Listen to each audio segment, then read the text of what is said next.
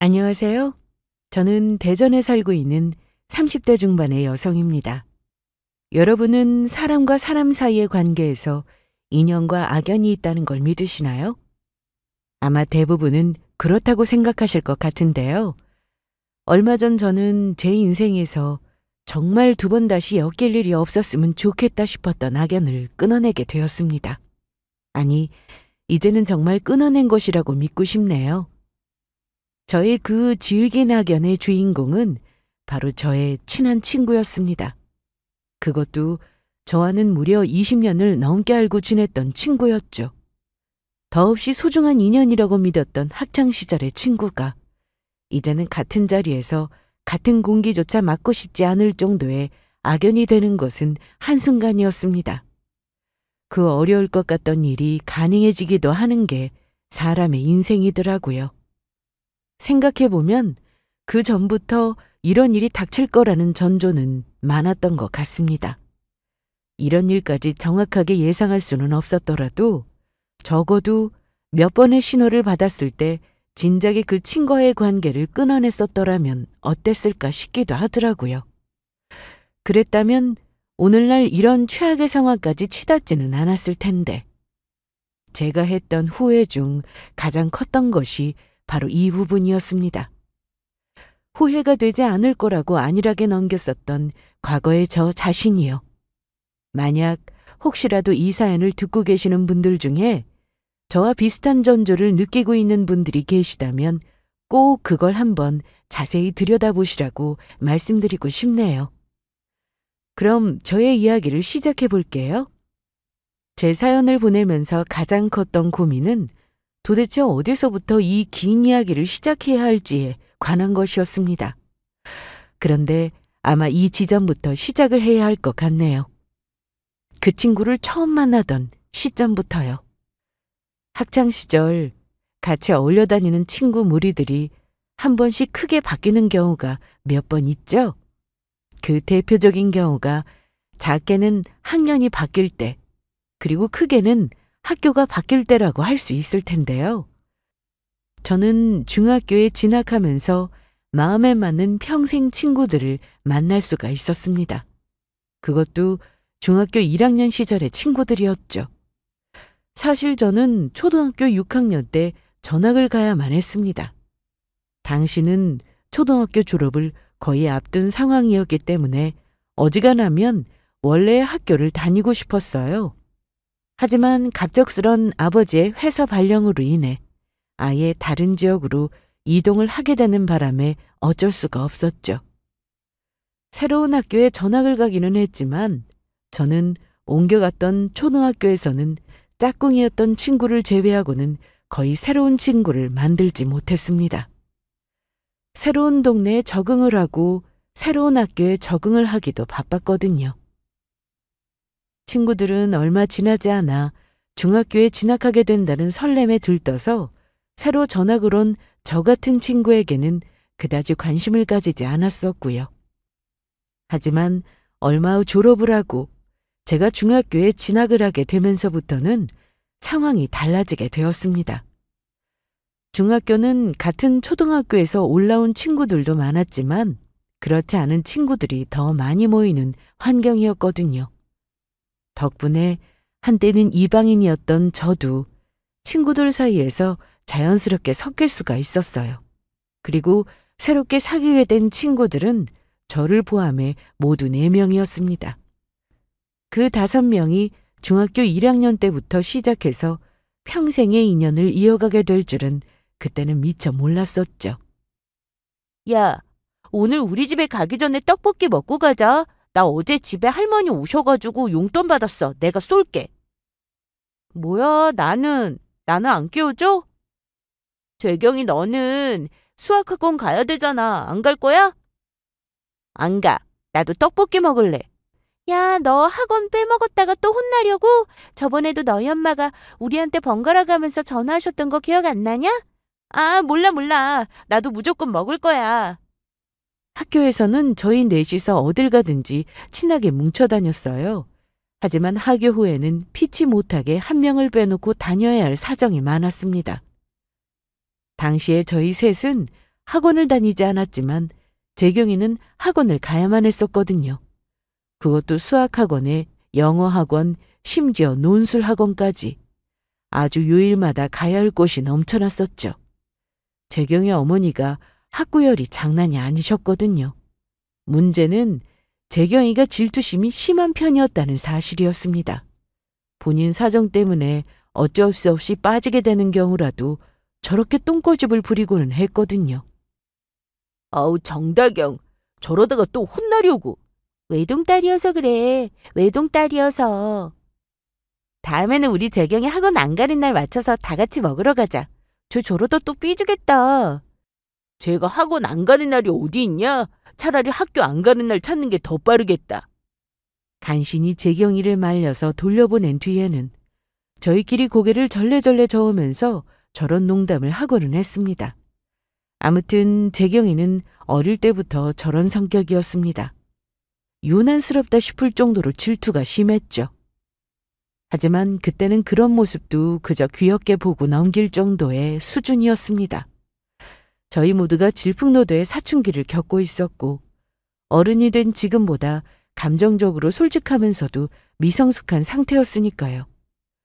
친구가 특이하거나 심지어 다소 모난 구석이 있더라도 그저 그러려니 하면서 넘어가고는 할 나이였고요.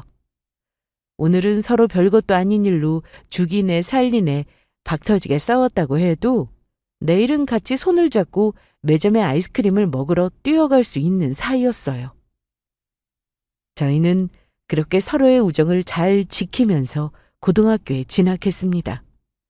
고등학교에서도 별반 달라진 것은 없었어요. 다만 대학 입시를 앞두고 있다 보니 서로서로 조금 더 예민한 구석이 있었을 뿐이었죠. 그래도 이해가 가지 않는 수준은 아니었습니다. 학교에 붙어있는 시간이 길어지다 보니 웬만한 일 정도에는 놀라지도 않을 정도로 피곤했었거든요. 서로의 일상에 관심은 많아도 일일이 반응을 할 정도로 심적인 여유가 없었던 거죠.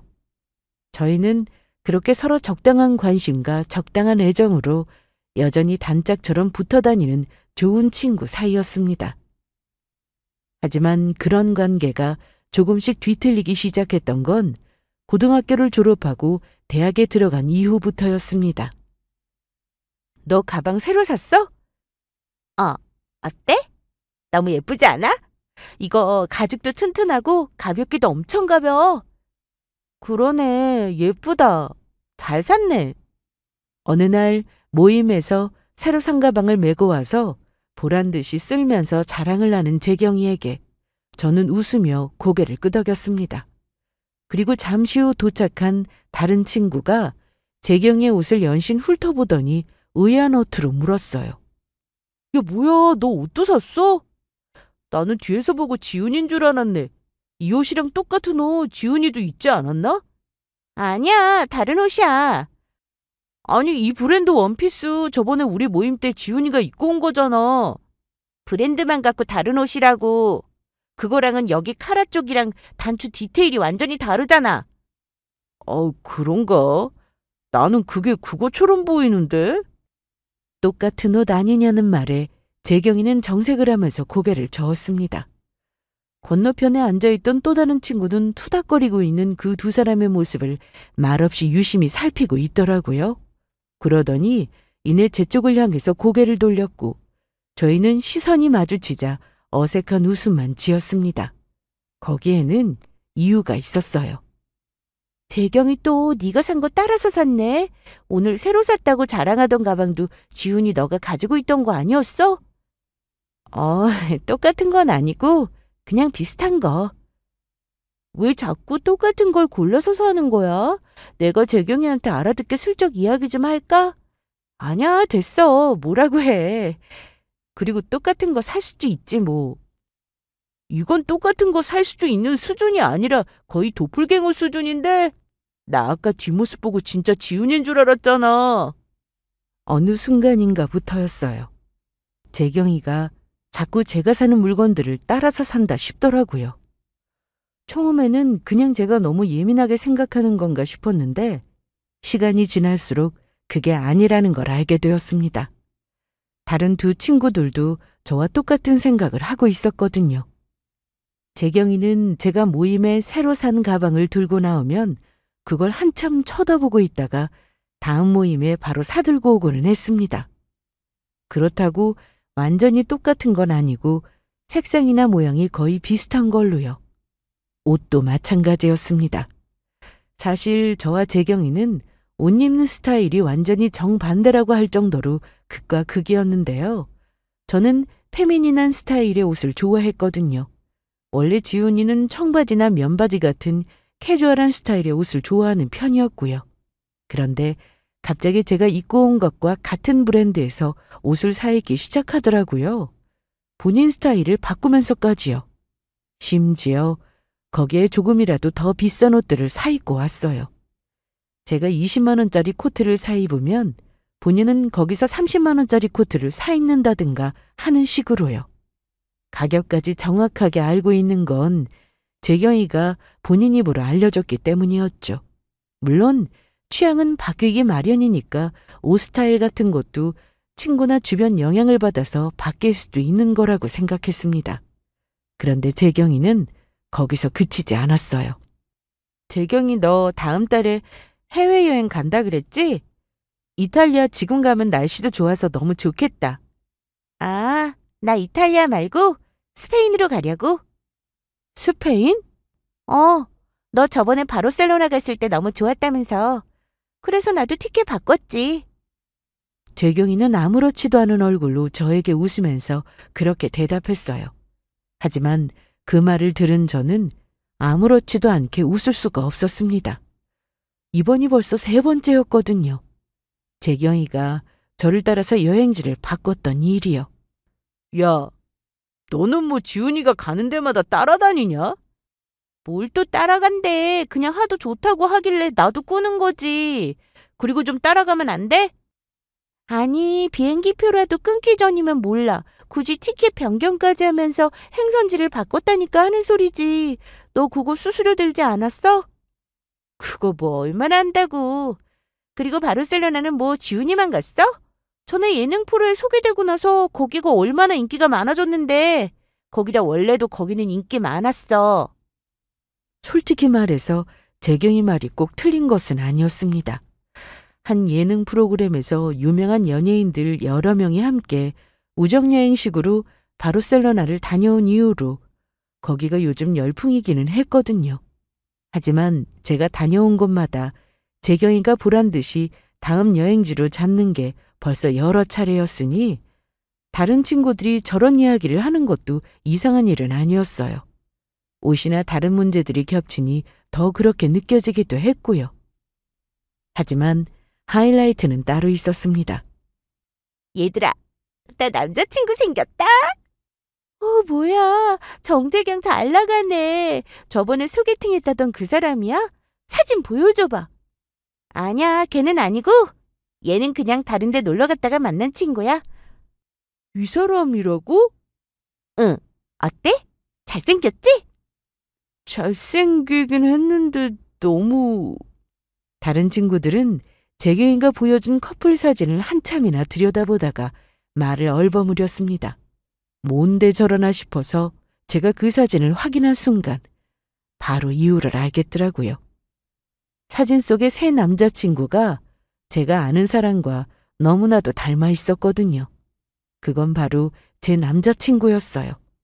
정재경 뭐냐? 이번에 바뀐 남자친구도 너무 닮지 않았어?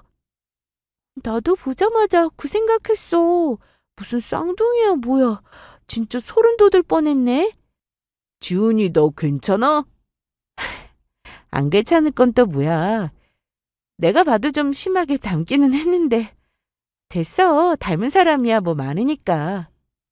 솔직히 기분이 이상하기는 하더라고요. 좋아하는 남자 취향이야 서로 겹칠 수도 있는 거고. 살다 보면 내 남자친구랑 닮은 사람도 있는 거니까. 그게 꼭 특이한 일은 아니었습니다. 하지만 이번이 벌써 2번째였거든요. 재경이가 만났었던 바로 직전의 남자친구도 제 전 남자친구와 미묘하게 닮았다 싶었었어요. 그때는 세상에 이런 우연도 다 있나 신기하다 하는 수준에서 웃으면서 지나갈 수 있을 정도였습니다. 하지만 이번에 만났다는 남자친구는 그때와는 비교도 안 될 수준이었어요. 거의 도플갱어가 아니냐 싶을 정도로 닮아 있었거든요. 이후의 연애에서도 비슷한 일은 반복되었습니다. 자꾸 그렇다고 의식을 해서 그런 건지는 모르겠지만 꼭 얼굴뿐만 아니라 제가 만났던 사람들과 비슷한 교집합을 가진 남자들을 만나더라고요. 제가 경영학과를 나온 회계사를 만난 뒤에는 재경이도 똑같이 회계사를 만났었어요. 그 다음에 제가 운동을 즐기고 좋아하는 남자를 테니스 모임에서 만났을 때는 재경이도 곧이어 운동선수 출신이라면서 키 큰 남자친구를 데려왔었고요. 참 뭐랄까, 뭔가 말로 대놓고 하기는 웃긴 일인데 그렇다고 그냥 넘어가기도 미묘한 그런 느낌 아시죠? 다른 친구들은 저에게 한마디 하려면 성화였어요. 좀 기분 나쁠 정도 아니냐고 하면서요. 하지만 저는 그 사실을 굳이 짚고 넘어가기보다는 그냥 그런가 보다 하고 넘기기로 했습니다. 저를 좀 심하게 따라하는 것 같다는 느낌을 제외하고는 저희 사이에서 별다른 문제는 없었거든요. 찝찝하기는 했지만 그렇다고 확실하지도 않은 문제들로 중학교 때부터 이어온 저희의 우정을 망치고 싶지는 않았어요. 그리고 솔직하게 툭 까놓고 물어본다고 해서 재경이가 순순히 인정할 것 같지도 않았고요. 하지만 그때 넘어갔던 것이 저의 실수였다는 사실을 저는 나중에서야 깨닫게 되었습니다.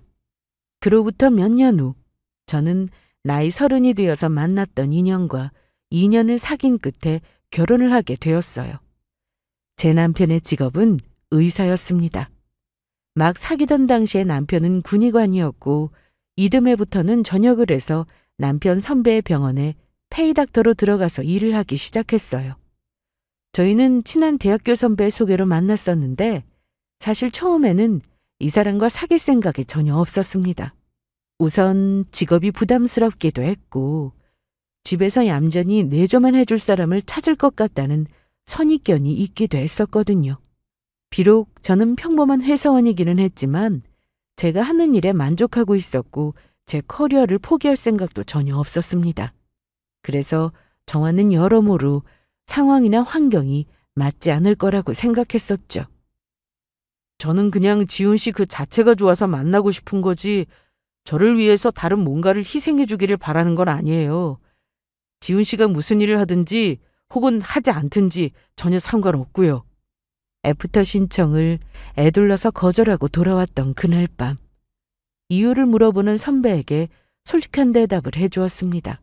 그러자 다음날 곧바로 저에게 진지하게 만나보고 싶다고 연락을 하면서 저렇게 말을 하더라고요. 그리고 이제는 나이도 있어서 예전처럼 마냥 연애만 하고 끝낼 수도 없어요.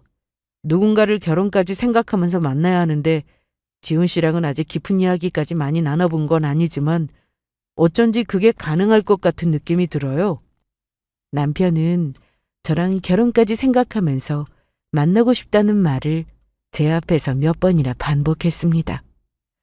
사실 저도 저와는 환경이 달라서 여러모로 인연이 아니라는 생각은 했지만 그것과는 별개로 저 역시 사람 자체가 괜찮은 것 같다는 느낌을 받았었거든요. 우리가 조금만 더 비슷한 점이 많았더라면 괜찮은 친구로 남을 수도 있지 않을까. 솔직히 저는 우리가 남녀 사이로 잘 만날 수 있을지는 모르겠어요. 괜찮으시면 그냥 친구로 지내는 건 어때요? 저는 친구로 지낼 생각은 전혀 없는데요. 남녀 사이에 친구는 없다고 생각하고 이렇게 만난 관계에서는 더더욱 그렇고요. 그러지 말고 우리 딱 3번만 더 만나보면 안 될까요? 제가 열심히 노력할 테니까 3번만 기회를 주세요.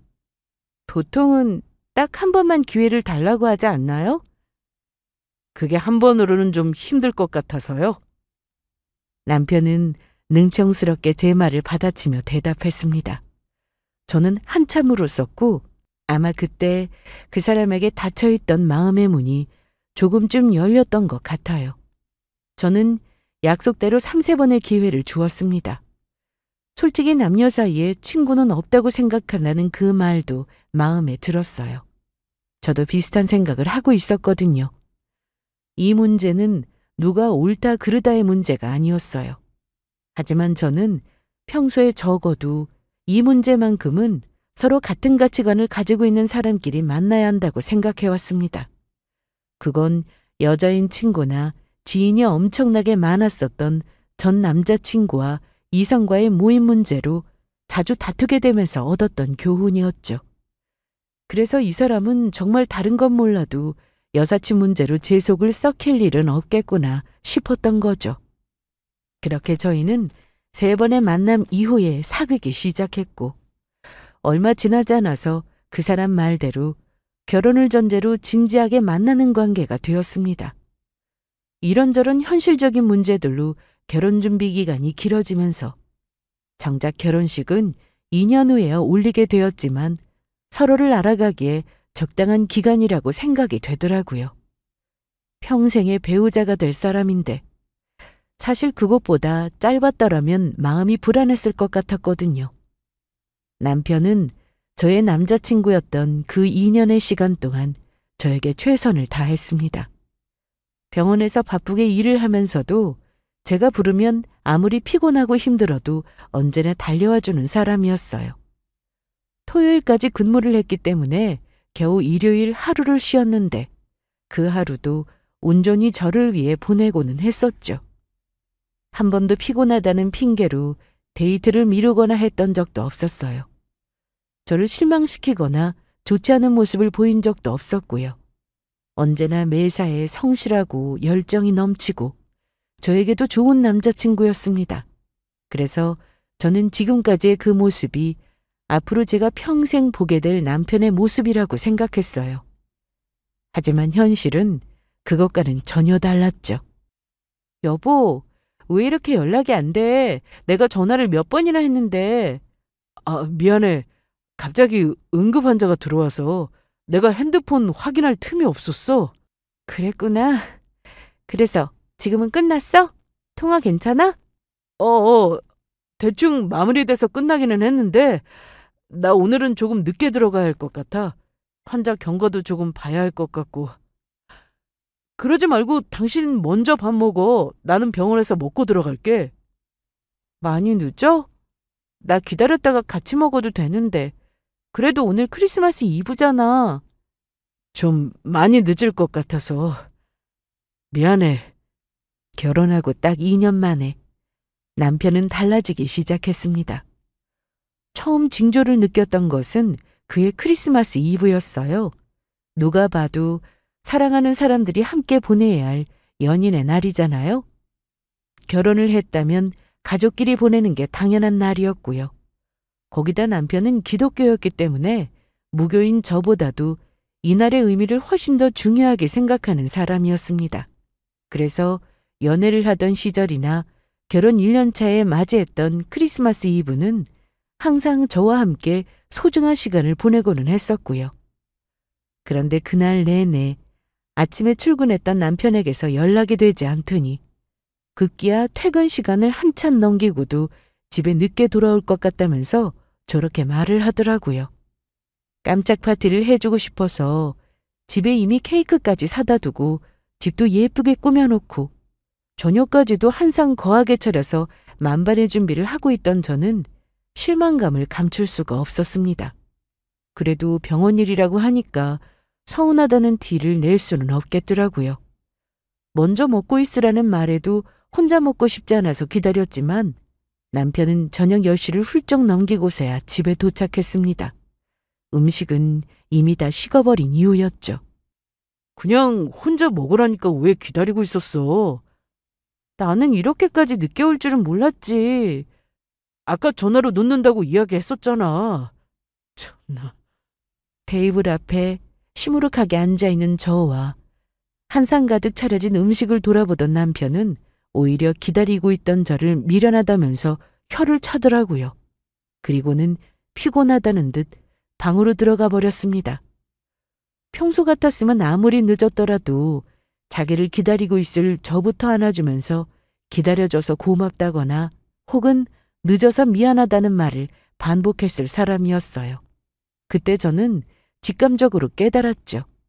남편에게 뭔가 심경의 변화가 생긴 것 같다는 사실을요. 저는 처음에는 저 자신을 돌아보았습니다. 그러지 않던 사람이 생전 안 하던 행동을 하기 시작한 데는 아내인 저의 잘못도 있지 않을까 하는 반초에서였었죠. 저는 지난 일들을 곰곰이 돌아보기도 했고 남편에게 은근슬쩍 속 깊은 대화를 시도해보기도 했습니다. 하지만 그런 저의 노력은 전부 허사였어요. 남편은 저와 대화를 하고 싶어 하지도 않았고 그렇다고 저에게 별다른 불만이 있는 것 같아 보이지도 않았거든요. 다툰 것도 아니고 나한테 불만도 없는 것 같은데 어쩐지 남편의 행동이 달라진 것 같다고요? 그럼 답은 딱 하나뿐이죠. 여자 문제요. 마침 그 와중에 제가 즐겨보던 외국 블랙 코미디 프로의 한 패널이 그러더라고요. 남편이 달라진 것 같다면 당신의 생각이 맞을 거라고요. 아마 부정하고 싶겠지만 그렇다고 달라지는 건 없을 거라는 말도 덧붙이면서요. 그제서야 저는 애써 덮어두었던 찜찜한 장면들이 떠오르기 시작했습니다. 가장 먼저 떠오른 것은 수상하게 핸드폰을 달고 사는 남편의 모습이었어요. 물론 병원에서 오는 연락을 받아야 하기 때문에 원래도 퇴근 후에 핸드폰을 가까이 두고 살기는 했어요. 하지만 이렇게 강박적이다 싶을 정도로 달고 다니지는 않았습니다. 요즘에는 샤워를 할 때마저도 핸드폰을 화장실 안에까지 가지고 들어가고는 했거든요. 그 밖에도 이상한 조짐은 많았죠. 당신 오늘 집에 있을 거지? 나 오늘 당신 차 좀 쓸게. 내 차? 아니야. 당신 그냥 택시 타. 내가 택시비 줄게. 왜? 어디 갈 거야? 아니, 그냥 피곤한데 운전하지 말라고. 저는 출퇴근을 대중교통으로 했기 때문에 면허는 있어도 차는 없었거든요. 굳이 차를 쓸 일이 있으면 남편 차를 빌려다 쓰고는 했고요. 그런데 어느 날인가부터는 제가 남편 차를 타고 간다 그러면 기겁을 하고 택시비까지 쥐어주면서 못하게 말리더라고요. 그러고 보면 최근 들어 제가 남편 차를 함께 탄 적도 거의 없었어요. 차도 차였지만 제가 남편의 다른 물건에 손을 대는 것도 질색을 하더라고요. 한 번은 뭘 찾아볼 일이 있어서 옆에 있던 남편 태블릿을 집어들어서 보고 있을 때였습니다. 뭐야, 왜 내 걸 만지고 있어? 어? 왜 남의 걸 말도 없이 쓰고 있냐고. 그때 저를 본 남편이 불같이 화를 내면서 저에게 달려들었습니다. 정말로 순식간에 일어난 일이었어요. 제 손에서 태블릿을 뺏어간 남편은 제가 보고 있던 화면을 확인하더니 태블릿 케이스의 덮개를 아예 덮어버리더라고요. 아니, 옆에 있길래 못 찾느라고 잠깐 썼어. 그런데 왜 이렇게 화를 내? 내가 쓰면 뭐 닳기라도 하는 거야?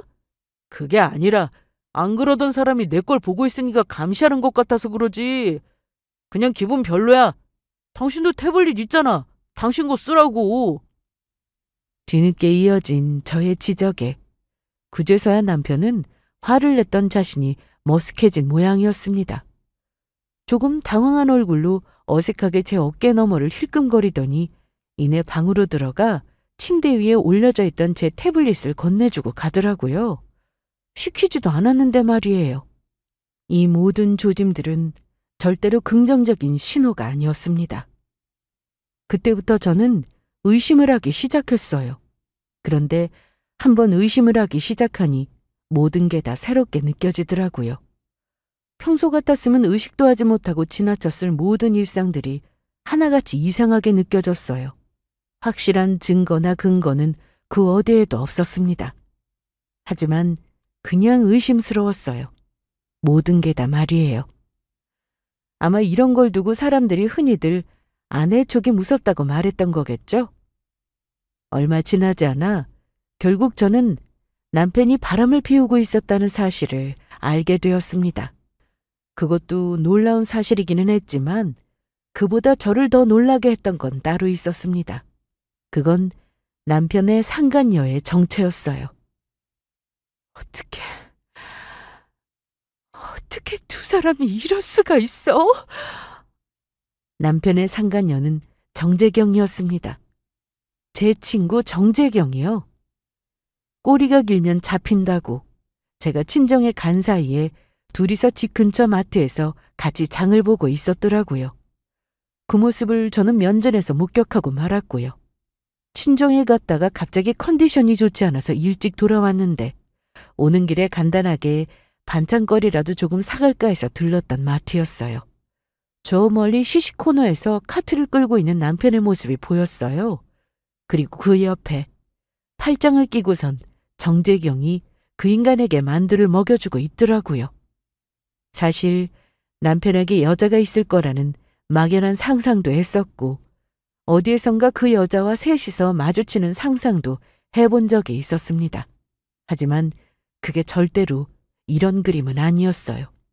내 친구가 내 남편과 바람이 나는 이런 장면은요. 너희가 어떻게 이럴 수가 있냐고! 여보, 소리 좀 낮춰. 사람들이 다 쳐다보잖아. 창피하게 왜 이래 정말? 바닥에 무너지듯이 주저앉아 소리를 지르고 있는 저의 모습에 남편 놈은 기겁을 하고 제 입을 틀어막았습니다. 그리고 정재경은 그 인간의 다급한 손짓에 제가 붙잡기도 전에 이미 마트 뒷문으로 도망치고 없었고요. 창피? 창피라는 걸 아는 인간이 이 짓거리를 하고 있니? 네가 짐승이야? 일단 집에 가서 이야기하자. 어? 정재경 오라 그래. 간도 크게 우리 집안 마트에서 장까지 볼 정도로 거릴 것도 없나 본데 그렇게 당당하면 지금 내 눈앞에 당장 오라고 하라고. 야, 이지훈, 제발 좀. 그리고는 어떻게 됐냐고요? 그날 집안이 완전 뒤집어졌죠. 언제부터였냐고 물었더니 무려 반년 전부터였다고 하더라고요. 저와는 친한 친구들이니 결혼 전에도 남편과 함께 보는 자리를 몇 번 마련했었고 다들 아는 사이였어요. 결혼 후에 집에도 집들이를 한다며 초대해서 남편과 함께 식사를 했었고요. 하지만 그건 어디까지나 모두가 다 함께 있는 자리였습니다. 분명히 친구들과 저와 남편까지 모두 5명이 한 자리에 있었는데 도대체 언제 어디서 불꽃이 튀었던 건지. 집들이를 한 이후에 정재경과 남편 놈은 제 안부를 핑계 삼아서 연락처를 교환하게 되었다고 하더라고요. 그러다가 눈이 맞았고 저 몰래 뒤에서 만나오던 것이 결국 오늘날에 이르게 된 것이었습니다. 미안해. 당신한테는 진짜 못할 짓인 거 아는데 나도 어쩔 수가 없었어. 그냥 정신을 차려보니까 그렇게 되어 있더라고. 이미 이 관계는 끝이 난 것이나 마찬가지였어요. 남편 놈은 눈물 콧물을 다 쏟으면서 저에게 무릎까지 꿇고 빌기 시작했습니다. 하지만 그게 용서해달라는 말은 아니었어요. 놓아달라는 소리더라고요. 정재경이랑 만나고 싶다고 하면서요. 어차피 용서를 해줄 생각도 없었지만 그 말을 들으니까 그냥 온몸에 힘이 쭉 빠지는 느낌이었습니다. 그동안 내가 이 사람과 함께 해왔던 시간들은 다 부질없는 것들이었나 싶은 허망함이었어요. 정재경은 제 연락을 받지 않았습니다. 제 번호를 아예 차단해버린 것 같더라고요. 소식을 듣게 된 다른 친구들이 개거품을 물었고 정재경에게 연락을 했지만 그마저도 차단이 되었다고 했습니다. 집까지 찾아가 봤지만 본가에 갔는지 어디를 갔는지 사람은 계속 없었고요. 직장 앞까지도 찾아갔지만 돌아오는 대답은 이미 퇴사를 했다는 소식뿐이었습니다. 아마도 남편 놈과 짜고서 어디론가 피신을 해 있기로 작정한 모양이었어요. 정재경 행방을 불나는 제 말에도 남편 놈은 다 자기 잘못이라면서 화풀이든 뭐든 자기한테 하라는 말만 로봇처럼 반복해댔거든요. 너 진짜 이혼을 해주게? 정재경 그게 바라는 게 그거잖아. 야, 그럼 복수한다고 그 쓰레기들 만나는 꼴을 옆에서 지켜보고 있으리? 당연히 이혼해야지. 상간녀 소송 걸어. 그것도 맞는 말이기는 한데. 아이, 진짜 이것들을 죽여버릴 수도 없고. 열불을 토해내는 친구들 앞에서 저는 담담히 이혼을 하기로 했다는 소식을 전했습니다. 저는 더 이상 이 짓을 반복할 기력도 없었고 이 인간과 하루라도 더 같이 살고 싶은 마음도 없었습니다. 정재경에게서 사과 한마디 제대로 듣지 못했지만 만난다고 한들 그 사과를 받을 수 있을 것 같지도 않았고요. 그렇게 저의 결혼은 남편과 친구의 불륜으로 막을 내리게 되었어요. 그래도 이혼 소송과 상간녀 소송을 병행하면서 위자료는 악착같이 전부 다 받아냈죠. 비록 헛웃음이 나올 정도로 말도 안 되게 적은 금액이었지만 법적으로 불륜을 저질렀다는 내용을 남긴 게 그나마 위안이라면 위안이었습니다. 이혼이 확정되고 얼마 지나지 않아서 그 둘은 재혼을 했습니다. 원하지 않아도 소식이 귀에 들려오더라고요. 그래도 부끄러운 건 아는지 결혼식은 올리지 않고 가족들끼리만 초대해서 작게 식을 올린 후에 살기로 했다는 소식을 들었습니다. 저는 정말로 그 소식을 끝으로 더 이상 그 인간들과 엮이고 싶지 않았어요. 그 어떤 소식도 소문도 알고 싶지도 듣고 싶지도 않았고요. 제 결혼 생활은 충분히 끔찍했고 오랜 우정은 그것보다도 더 처참했어요. 이미 충분했죠. 그런데 1년도 채 지나지 않아서 저에게는 그 인간들에 관한 또 다른 소식이 들려왔습니다. 지훈아, 와, 정재경 그거 진짜 미친 거 아니야? 갑자기 무슨 소리야? 글쎄 정재경, 네 전 남편이랑 이혼했대. 그런데 바로 또 재혼을 하신댄다. 뭐? 이혼을 했어? 재혼은 또 무슨 소리고? 어이가 없었어요. 그 인간들이 이혼을 했다는 소식도 사실 저는 몰랐었거든요. 이혼 후에 아예 다른 동네로 이사를 가버리기도 했고 의식적으로 소식을 듣지 않으려고 차단해버린 것도 있었고요. 그런데 이혼을 한 것도 모자라서 바로 또 재혼을 하다니 이게 무슨 웃기지도 않은 코미디인가 싶었습니다. 심지어 이번에는 동네방네 소문까지 내면서 결혼식까지 올린다고 하더라고요. 제 눈앞에 들이밀어진 건 개인 소셜 계정에 올라와 있는 웨딩 촬영 사진이었습니다. 그런데 재혼을 한다는 새신랑 계정을 타고 들어갔더니 익숙한 이름이 축하 댓글에서 보이더라고요. 알고 보니 그 사람은 제 대학 선배의 지인이었습니다. 정재경, 드디어 얼굴 볼 수 있겠네. 그렇게 너 피해서 도망 다니더니 예식장에서 도망가지는 못할 거 아니야. 결혼식은 바로 내일이었습니다. 저는 친구들과 함께 결혼식장에 갔어요. 일부러 아직 사람들이 도착하지 않았을 이른 시간에요. 웨딩드레스를 입고 행복하게도 웃고 있던 정재경은 저희를 보자마자 안색이 싹 바뀌었습니다. 하지만 그것도 잠시 아무렇지도 않게 신부 대기실에 있는 모든 사람들을 전부 다 밖으로 내보냈어요. 제 친구들도 저의 부탁으로 대기실 문 밖으로 자리를 비켜주었고요. 여기서 볼 줄 몰랐네. 잘 지냈어? 나 축하해주러 온 거야? 축하? 나 이혼했어. 너도 소식 들었을 거 아니야. 그러니까 우리 이제 그렇게까지 얼굴 붉혀야 할 이유도 없잖아. 정재경은 눈 하나 깜짝하지 않고 저에게 웃으면서 그러더라고요. 저는 코웃음을 치면서 물었습니다. 그래. 네가 미안하다고 말할 인간은 아니라는 건 진작에 알고 있었고 그런데 그 난리를 치면서 남의 남편 뺏어서 결혼까지 하더니 이혼은 왜 한 거야? 20년 지기 뒤통수까지 쳐가면서 한 결혼이면 둘이서 아주 백년해로 할 줄 알았는데? 에이, 솔직히 너도 알잖아. 네 전 남편 겉만 번지르라는 의사지 현실은 시구창에서 올라온 계룡남이잖아. 페이닥터 월급 해봐야 그거 얼마 된다고. 그냥 대기업 다니는 남자보다 조금 더 잘 버는 수준 아니야? 뭐? 아, 그 쥐꼬리 월급 벌면서 정신 못 차리고 시댁에도 자꾸 용돈 들이네 마네 그러고 결국 내 손에는 얼마 갖다 주지도 않더라. 돈도 못 버는 놈 수발 더 들어서 뭐해? 더 능력 좋은 의사로 갈아탔지. 기가 막혀서 진짜 입이 떡 벌어지더라고요. 하, 너 진짜 대단하다. 여러 가지 의미로. 재혼 상대는 비록 이혼한 전처 사이에서 애가 하나 있기는 하지만 개원의에 집안까지 좋다고 하더라고요. 그 사람이 어떤 사람인지는 대학 선배에게 대충 들어서 저도 알고 있었죠.